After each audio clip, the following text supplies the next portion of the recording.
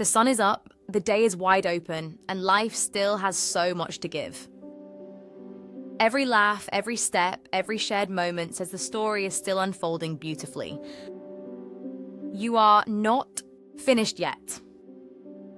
Your story continues. Most people think life follows a straight line. Education, career, retirement. But for many, that line changes. Sometimes by choice, sometimes by circumstance, and sometimes by a moment they never expected. This is Not Finished Yet, a podcast about people who started again and discovered their most interesting chapter was still ahead. Each episode shares real stories of reinvention, the risks, the decisions, and what it actually takes to build something new later in life. Because the truth is, you're not starting from scratch, you're starting from experience. Can I just add that the views and opinions expressed in this podcast are those of the individuals involved and do not necessarily reflect those of any organisations, employers, or partners connected to them. Before we start, a quick note. A large number of people who listen to the podcast haven't yet subscribed. If you find these conversations valuable, hit subscribe or follow on your platform. It makes a huge difference and helps us keep sharing these stories. Now, let's get into this week's story. Okay, so, welcome back to Not Finished Yet. This is obviously the podcast for sharing stories of reinvention, career change and finding new direction in midlife and beyond. Today's guest is Kurt Bush, certified Internal Family Systems Practitioner. That's a bit of a mouthful. Trauma-informed coach, co-founder of Brimstone Coaching Group and the co-host of the Brimstone Coaching Podcast, which hopefully you'll all link up to and listen to that after this. After spending nearly a decade in manufacturing and another decade leading non-profit organisations, Kurt realised many leaders weren't thriving. They were simply surviving under pressure, expectations and self-doubt. We've all been there. Now he helps leaders move from exhaustion and frustration towards clarity, authenticity and sustainability leadership through his E+R equals framework, encounter plus reflection equals transformation. Kurt, welcome to the podcast. Hey, thanks for having me, Mark. Good to be here. Brilliant. I'll just jump straight in then, Kurt. You've said many leaders aren't thriving, they're simply surviving. What does that actually look like in real life? Yeah, that's a good question. I like this analogy, and I live in Iowa in the U.S. and we get a lot of ice and snow. And in the wintertime when there's ice on the road, the natural instinct is to grab your steering wheel so hard on the ice that your knuckles turn white. If you've heard that white knuckling, that's what we do. You grab a steering wheel so hard and you're just trying to stay in control. And what happens on the ice is when you grip that hard, you lose control. And I think that's what happens when I think leaders are surviving. They're white knuckling their leadership and their lives. They're just hanging on so hard because it's such a grind, such a hustle, so much pressure that white knuckling is actually bringing us further away from thriving. If we can figure out a little bit how to kind of let go and let the metaphorical car kind of work with us, if we can know ourselves a little better, I think that looks a little more like thriving. But I think we get kind of told and rewarded when we white knuckle. We get told like that's the only way to lead. And I just don't think that's true. No, absolutely. So, you've had quite a varied career yourself, manufacturing, ministry, coaching. What did that journey look like? Yeah, it's a good question. I got plugged in with a manufacturing company when I was young, like early 20s, and I was in some roles I really didn't have any business being in. I led some people when I didn't really know how to lead. I kind of learned on the fly. I ended up in a spot at some point where I was doing recruiting for an entire manufacturing plant, which is crazy when I look back at it now, but I learned so much. I loved that time of my life. I just absolutely loved it. I loved the company I worked for. I loved the people I worked with. And then sort of had a career shift. I went to seminary late in life, and then started serving a couple local churches, and led that way for a little while. And I think in that season, Mark, I mean, I'm so grateful for that season. But I learned in that season, well, this was also around 2020. I don't know if you remember 2020, Mark, but some things were happening. Absolutely. There were some things going on. What I learned was that I loved helping other like volunteer leaders, because in a local church, all the leaders are volunteers, right? There's one staff. I was on a big staff, but the congregation that I served was just me. and a part-time person. So all the leaders are volunteer, and having to like help them navigate their own anxiety so that they could lead. I loved that work. I loved it so much. And that was different than I thought it was going to be, right? That season was different for all of us. Yeah. But I learned that in a room full of people who were just trying to navigate their own stuff and just trying to survive, I loved helping them learn how to be more truly who they are and lead more truly aligned with ways they wanted to lead. So was that the moment where you realised something needed to change in your own career? Was it? Yeah. So, it was I don't know that there was a moment, but here's what happened. This congregation that I led, we launched this campus. I was part of a multi-campus church. So there's kind of a main church and then a satellite campus. And I was launching this satellite campus January 1st of 2020. I got hired in December of 2019. We launched this thing on January 1st of 2020. And like, that's the worst time to launch anything looking back, you know?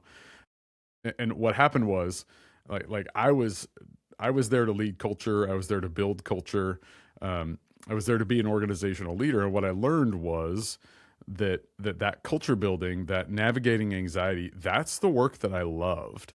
But over the course of time, as we got further away from 2020, as we got into 2023, 2024, I realized that the organization, the culture was taking hold, and leaders were leading and leaders were coaching themselves.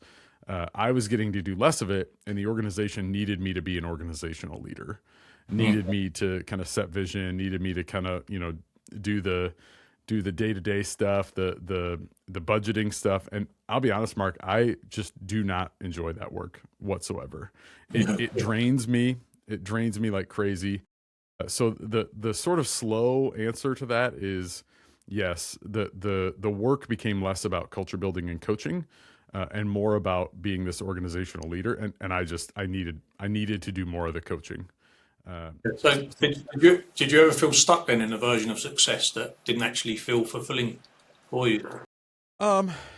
Yeah, that's a good. I mean, I worked for the organization I worked for was really good about letting me kind of name what I needed and what felt like success.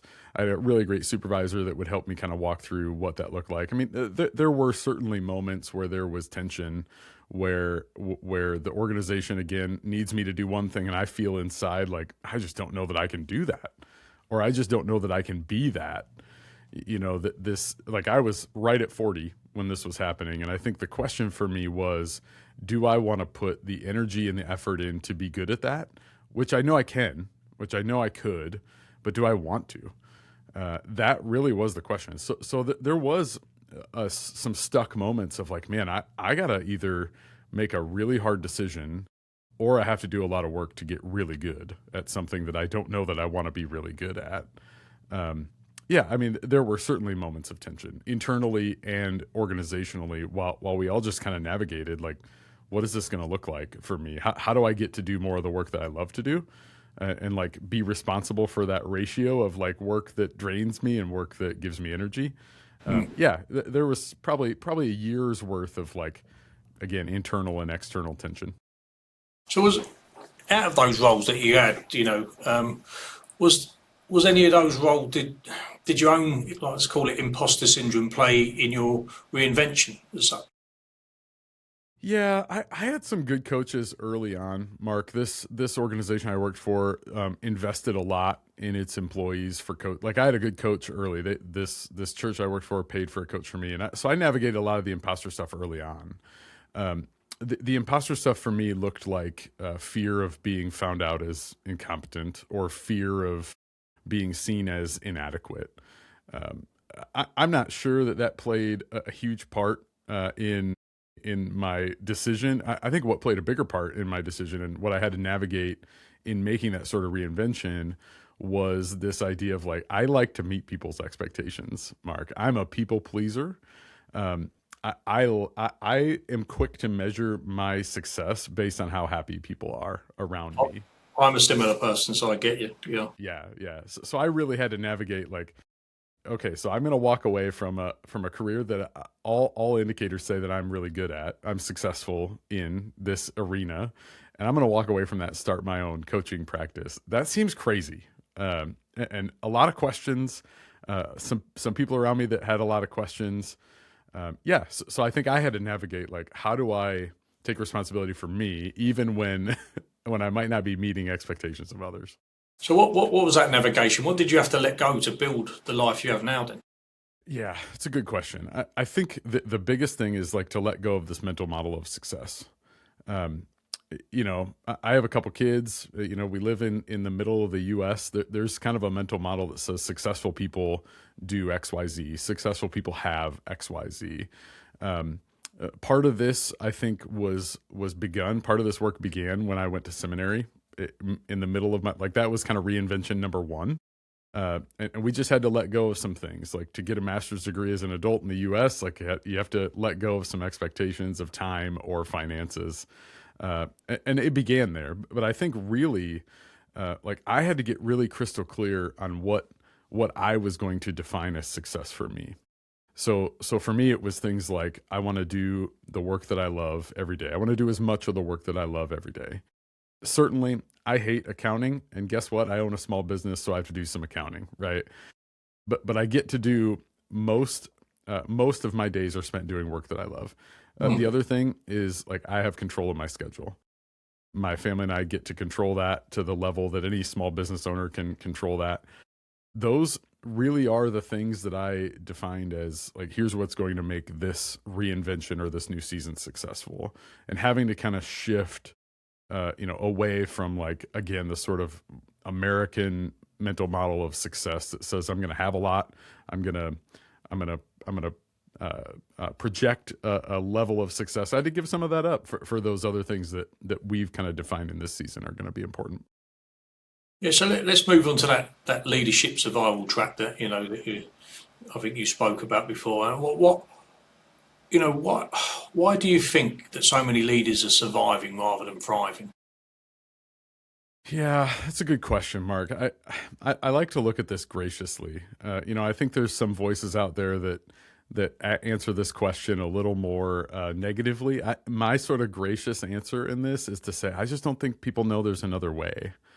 I think the default posture of leadership today is, you kind of full throttle all the time with no breaks, no rest, no showing weakness. I mean, I think that is shifting, but I think there's still just this huge amount of pressure that says I just can't take my foot off the gas for anything, for any reason.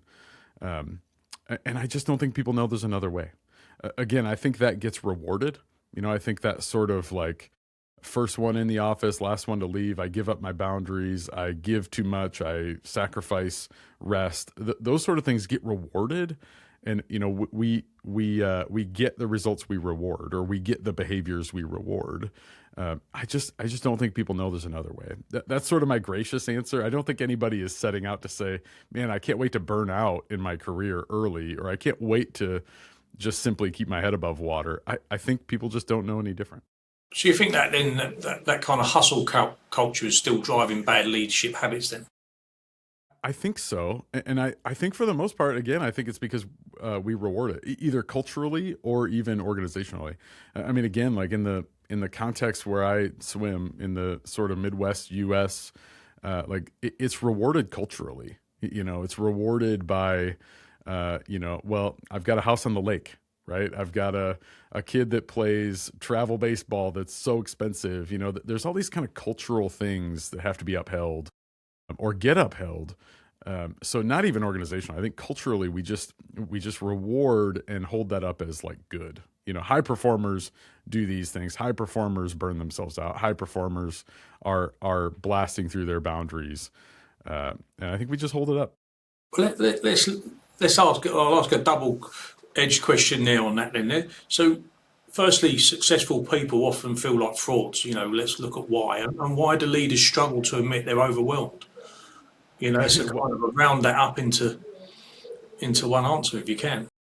Yeah, I mean, I guess the short answer is because there's always somebody behind you ready to take your seat.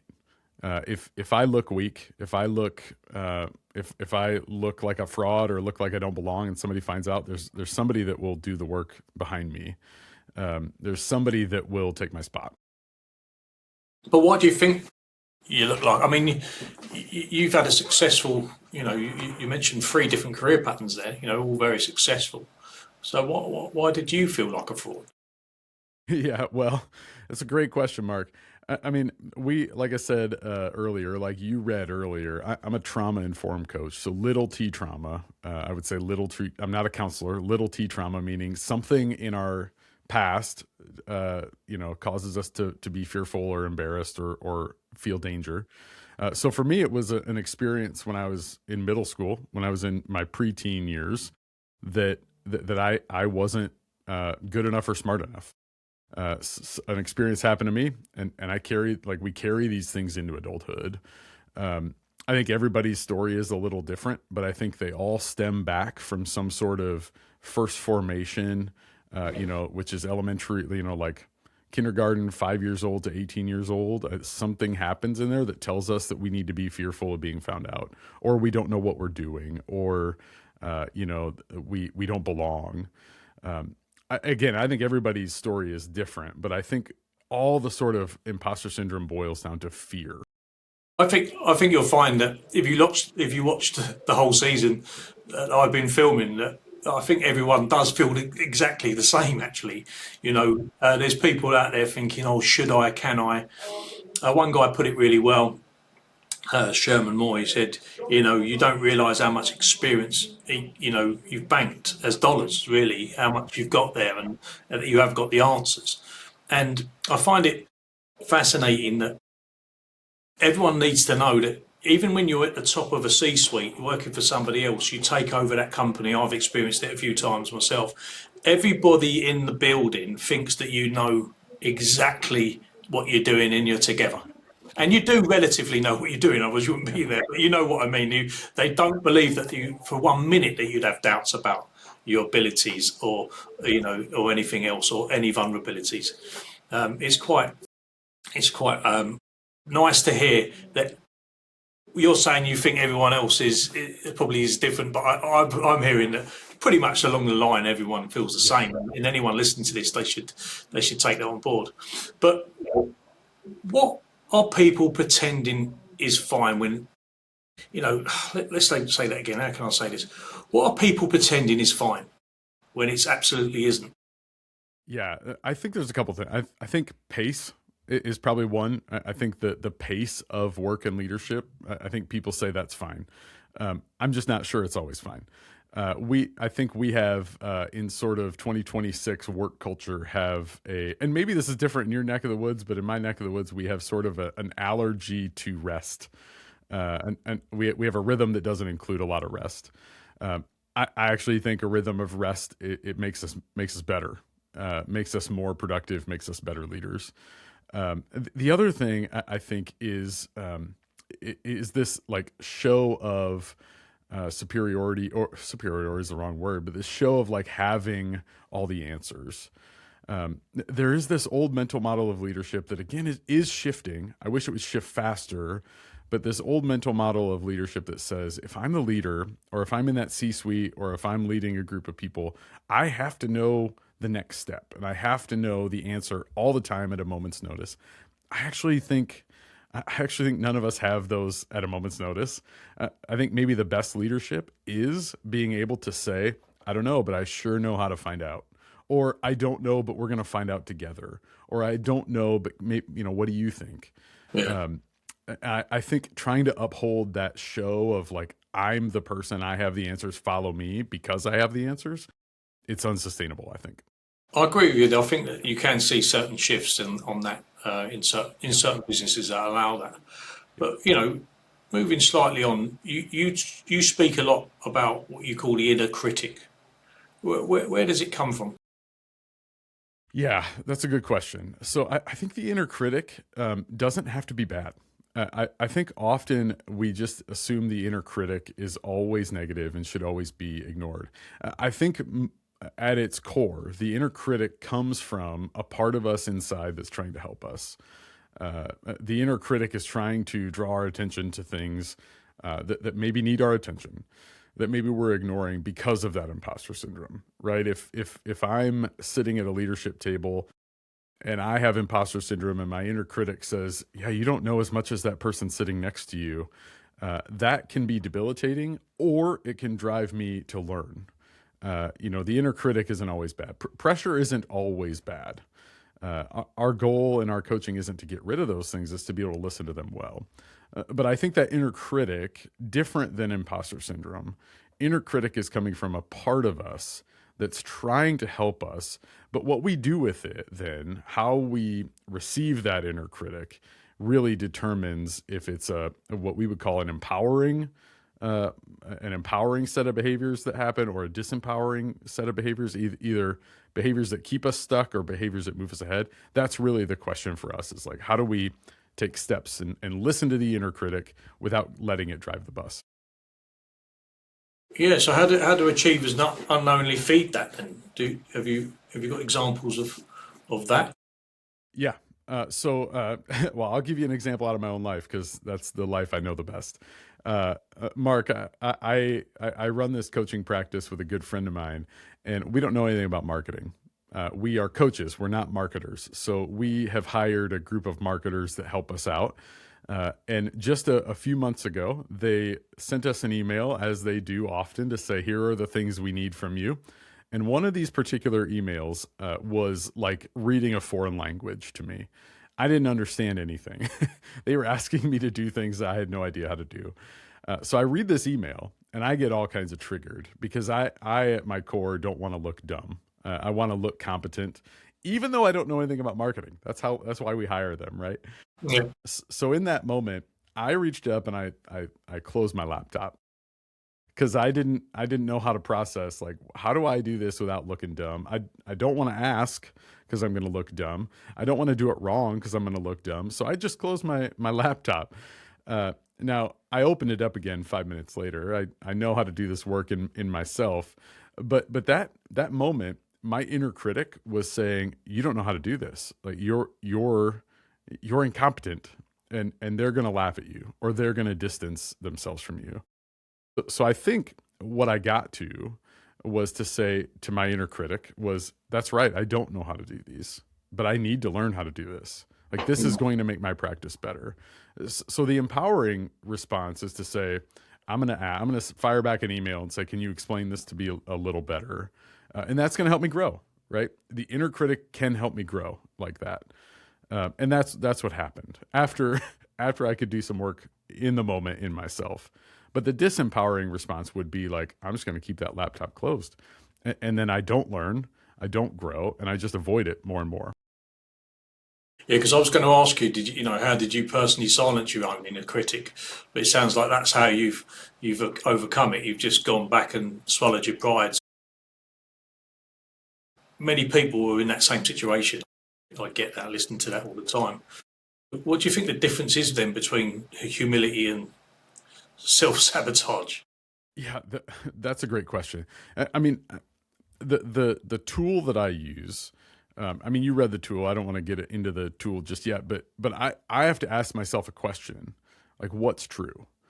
So when I close that laptop, I get into action asking myself some questions, like, what's true? Are these people, these marketing people that we pay to help us because this is what they do, are they going to read my email and laugh at me and think that I'm incompetent? Maybe, but probably not. Like, this is what they do. And even if they did, what's the worst are they going to put it on their social media page that Kurt Busch from the Brimstone Coaching Group is incompetent in marketing? No. So I have to get into that action to say what's true.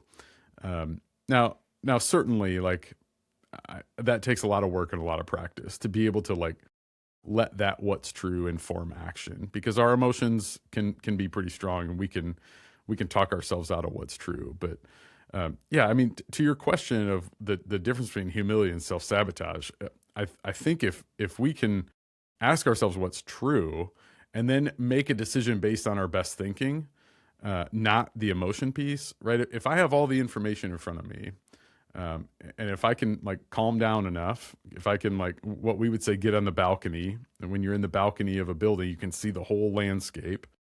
If we can get there and see what's true, I think most adults can make a decision based on thinking or make a response based on thinking instead of emotions, I think that's the key, right? Being able to use our best thinking and kind of get out of that emotional response space. Yeah, I mean, and we've been talking, and I've been working in the background on different tools, and we've been speaking to many people about trying to find the right tools and the right framework. And you've got one yourself, reflection plus transformation. You explain please explain your E+R=T framework for us. Yeah, thanks, Mark. So E stands for encounter, and we define encounter like this. An encounter is any moment or any situation during our day where we are shocked or surprised. So I get the email that I don't understand. That's an encounter. I get cut off in traffic. That's an encounter. Anything that like causes me to react would be an encounter. We think when those happen, the best posture, the best response then is to reflect on it. Maybe it's 10 minutes after, maybe it's 24 hours after, whenever that is for people. We invite our clients to reflect using some simple questions. Questions like what happened, who was involved, what emotion did I feel, and what did I do? And then maybe like most importantly, if that encounter happens again, would I do something differently? And why we think this is so important is again, because I think most adults, given those questions, given the truth of what we did and if we want to do it differently, given that information, most adults will see it and respond to it. We believe that once we see something, we can't unsee it. We can choose to ignore it, but only for so long. If we see it in front of us, now we have agency and power and the ability to say, I'm going to take some steps and do this differently next time. And we think that's the key to transformation. It's long, it's slow, it takes time. It's not a quick overnight. But we think having an encounter, reflecting on it, is sort of the closest thing to a silver bullet we can offer people for transformation. Okay, so why is reflection something so many people try to avoid? Yeah, it can be scary. We don't always know what we're going to find when we slow down and like reflect on things. I had someone refer to reflection like one of these old toys. Maybe you're not familiar, but these old kind of toys where you have a jar with a lid and you take the lid off and these like spring snakes pop out. That can be sort of the feeling when people pause and reflect. You don't know how many snakes are going to pop out. What am I going to find when I slow down? So it can be scary. I also think people just don't know how to do it. This is why we try to offer some simple questions to give some framework to say, here's all it needs to be. It doesn't need to be this sort of grand stream of consciousness. It can be as simple as asking some simple questions. I think the other reason is like, again, we have this sort of allergy to slowing down. I think often there's a fear of like, if I take 10 minutes out of my day to like answer these simple questions, I'm going to be 10 minutes behind, or there's going to be emails that I don't get to. I think a combination of those three things keep us stuck and keep us from investing into that important work of being able to see what's actually so in our life and leadership. So have you got any practical habits that you could help people reconnect with themselves at all? Yeah. I invite clients to put reflection on their calendars. I don't know about you, Mark, but I am kind of ruled by my calendar. And if something's not in there, it's probably not going to get done, or it's probably not going to happen. So I invite clients, if they've never practiced reflection before, if they've never like given these simple questions a try, put 5 minutes in your calendar, right? Give yourself 5 minutes somewhere in your day or your evening or wherever it works for people. Schedule in 5 minutes. If our client has done 5 minutes, try 10 minutes, right? Find some sort of simple, achievable, attainable win to try on reflection after one of those encounters and just put it in your calendar. Encounters happen every day, maybe even dozens of them. So putting it in your calendar, it's never going to be a spot where you won't have something to reflect on. Well, so I mean, we'll detail the framework for everybody. We'll put some links in the chat and stuff like that for everyone to find you and your website and bits and pieces. But if there's anyone listening feels burnt out right now, what should they do this week? Yeah, that I love that question, Mark. I think for someone who's feeling burnout right now, I invite some sort of tangible rest. One of the most practical things that I got taught early on by my coach, Mark, was that if I'm feeling burnout by working primarily with my mind, find a way to use my hands, right? My tactile body, like plant a flower, weed a garden, put a Lego set together, something that I can use with my hands. But if I work with my hands, maybe I should find some time to rest with my brain, read a book, read a magazine, whatever it is.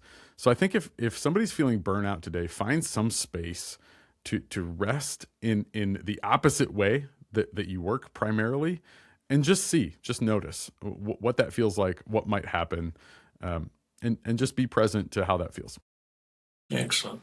So I want to ask you about, reinvention in identity. I want to go into a little bit about, it seems like some obvious questions, but I think listeners like to know your experience, so what, and the experience that you've had with some of the people that you've coached, which, what you've seen. So reinvention often requires like many identity shifts. What have you seen?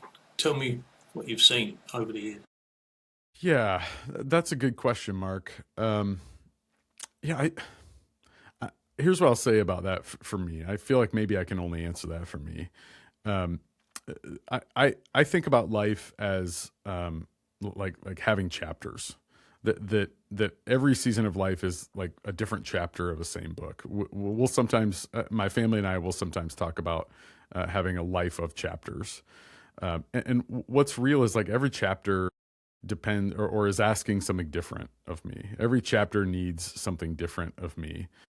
Some chapters I get to decide what is needed of me.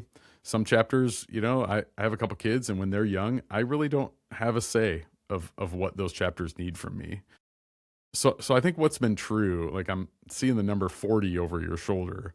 What's been true for me is as I've gotten to 40 and now past 40, the invitation to have some agency over that identity feels more present, or feels more tangible or achievable today than it maybe ever has. As my family ages, as I age, I just feel like I have more agency, which I think then just requires more intentional work. Right. It requires me to get clear on who and how I want to be. Whereas certainly early in life, when my kids are little, all that kind of stuff, like I have to know who and how I want to be. But it feels like it's such a different level today, this side of 40. If I'm going to have agency, then I also have to do the work to say, here's what's important to me. Here's who I want to be. Here's how I want to be. And here's how I'm, as we said earlier, here's how I'm going to define how it's going. So the people you talk to, though, those chapters that they're going through, why do they stay then in careers or leadership roles that drain them? Do you think? What have you experienced with that? Yeah, that's a great question. I think culturally speaking, and I think this is shifting too, Mark, but I think culturally speaking, at least again in my kind of social culture, is that that having a long career, having a long, stable career with a retirement plan, like that's always been seen as the goal. That's safe, that's secure. I even think generationally, there's a sort of loyalty to an employer. There's a sort of loyalty to a career that says, if I could just get through this career, it doesn't matter how much I hate it. It doesn't matter how much it's misaligned with who and how I want to be. If I could just get to retirement and like get out, that's success. I think that's shifting a little bit in the people that I work with. And I think it's shifting, for a lot of reasons. Organizations don't have the same sort of loyalty to employees. Employees don't have the same sort of loyalty to organizations. Retirement plans are so much different. So I think what I see in my clients is that there's sort of this Wild West, if you will, of like, okay, this is changing.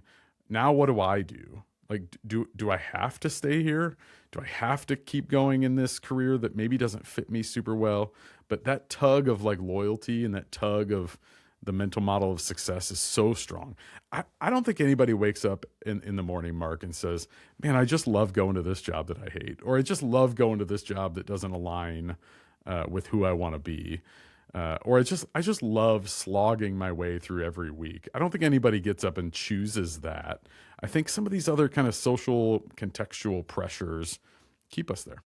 So yeah, how do I know then when it's time to pivot? Is it while I'm working with you, or is it after? When is that time? Yeah. So I like the metaphor of a scale. We'll sometimes talk about the scale of the pain of staying versus the pain of leaving. We believe in our coaching practice, there's no free lunch. There's no career that is without its, draining energy. There's no career that's all roses and picnics, and change is hard. Like there is no free lunch. There's no easy route. But what will help clients identify is like, okay, the pain of changing and leaving can be pretty high. Where's the pain of staying? And I think at some point that scale outweighs the other. And when it's more painful to stay than it is to leave, I think that's then when we help clients say, okay, maybe now this is the time. So can someone, look, I've asked this question before, I suppose it'd be good to get your view on it. Can someone reinvent themselves then without blowing everything up? I think so. I mean, I think so. I mean, Mark, I'd love to hear your answer to this too. But when I think of reinvention, I don't know that reinvention happens overnight.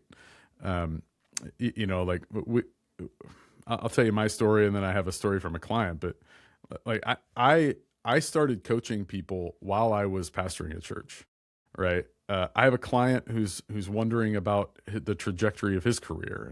My coaching to him is like, can you find a way to dip a toe in while still investing appropriately in your role right now? I'm not sure that it's an all or nothing.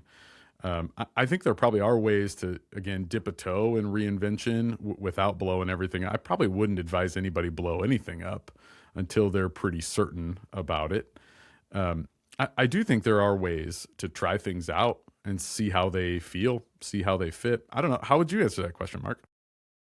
Yeah, I think it's a steady journey. I think people don't realize that you basically have 3, maybe sometimes 4 chapters in your life, and I think you're 3 different people as well, aren't you? When you get into it, and it's very difficult to say that it.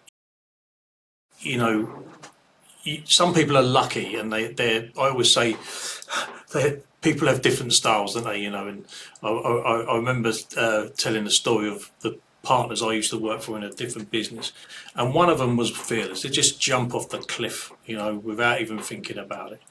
And then the other one would obviously want to see how that person jumps off the cliff. And we're all different, aren't we? And then they work it out, and others want to write it down and break it down of how he jumped off the cliff and what were the dangers and what weren't. And I think we're all different. I think you said that at the beginning. We are all different in that way. And I think we've got to work out, I think it takes time to work out which one of those we are. Yeah. And once we are, when we work out, and I talk a lot about, I'm a great believer in working on your strengths rather than your weaknesses. You're told with business books and business leadership books that, you know what, if you're weak at that, just work at that because you'll get better. You need to get better at that. Well, I look at it in a sports analogy because I'm ex-sports person myself, and I think to myself, I was a goalkeeper. And I want to become the next level goalkeeper. Would I spend all my time trying to head the ball? No, I'd work on trying to be a goalkeeper, and I'd try and get better at what I do. And if people lean to where they really are good at, what they really are good at, then hopefully that gets their journey easier, and it makes it easier for them to find out what they want to do. That's just my opinion. Yeah, I love that, Mark. I mean, I think even as you talk, like it stirs up things in me. Like every person's risk tolerance is different. Every person's financial situation is different. I mean, I have a client who really wants to try something new, but has a bunch of kids and college tuition to pay for. And, jumping off the cliff, as you said, is just not going to work for this person. So I do think everybody's different. And I just really want people to try something, to try, something to see how it feels. If somebody's stuck in a career and they want to try photography, for example, man, get a camera, go out on the weekend, try something out, see if you're good at it, see if it brings you life. I'm always an advocate for do something now. Don't wait. Don't think about all or nothing. Just try something, right? Try something, yeah, absolutely. Okay, so I normally do a quick fire round, and then I'll ask you a question, and then I've got and then you can hopefully, not hopefully, you can tell us where to find you in bits and pieces. But just a quick fire round, I always ask the people. So just one answer, one whatever you want to say. The best leadership advice you've ever received? How I do something is equally, if not more important than what I do. Okay. Biggest mistake leaders make? Hurrying. You might not be a reader, but one book everyone should read? Oh, geez. I am a reader. Jurassic Park. It's a great book. It's not like a leadership book, but man, it's a great book. It's a great book. Fair enough. Morning routine on non-negotiable habit. I like a good hot cup of coffee every morning. I also try to get a walk in every day. I also try to read every day. And what does success mean to you now? Success for me means that my leadership is aligned more closely with the who and how that I want to be. Okay, so I'd like to, well, probably it's best to spend our time now just to tell us where we can find you and maybe talk about your book, Live Fully, is it? Live Fully, Lead Authentically, yeah. Yep, so, give us a bit about that, where we can find that. Is it on the website? What is your website? Yep. Our website is brimstonecoachinggroup.com. Our book is available. Podcast links are available. Also, ways to connect with us to see if our philosophy in coaching matches where people feel stuck. We want to do that free of charge with no obligation. We understand our philosophy's different. There's a million coaches doing good work. Not every coach is a good fit for every person, so we want to figure that out free of charge with no obligation. But yeah, the book is there. We love the book. Obviously, Mark, my co-author and I were biased, but we love it. It is really just a way for us to communicate to the world why we do what we do and how we do what we do. Investing in a coach is not nothing. It's a real investment of time, of energy, and of financial resources. And we want the book to be a way for people to get a glimpse of who we are and why we do what we do and how we do it before they invest in the coaching. We feel like that's a fair exchange to say that we'll put ourselves out there in a book and share kind of our hearts and our postures before we ask people to invest in our coaching. We just love the work we get to do, and I think the book captures again kind of the heartbeat of who we are and why we do what we do. Brilliant, thanks. So for someone listening, one last question, for someone listening who feels like successful on paper but unhappy underneath it all, what would you want them to hear today? Yeah, I think I want them simply just to hear they're not alone. You said this very early on, Mark, in our conversation, that everybody feels this way. I agree. The nuances might be there of why and how, but I think what I like to tell people is you're not alone. There's something that happens when we realize we're not alone, when we're not isolated. I think that frees us up to be transformed and to change. So I'll say it one more time, you're not alone. So look, guys, if you want to connect with Kirk, he said where to connect with him. We're going to put that in the comments under in all the socials that we'll put out. So if you've enjoyed the episode, subscribe, follow, and share Not Finished Yet to someone who might need this conversation. And thank you again, Kurt, for coming on. Yeah, thanks so much, Mark. Thanks so much for listening to Not Finished Yet. If you enjoyed today's episode, make sure you hit subscribe so you never miss a conversation. And if you know someone who needs to hear this, share it with them. Please see the links to all our socials. Until next time, remember, you're not finished yet.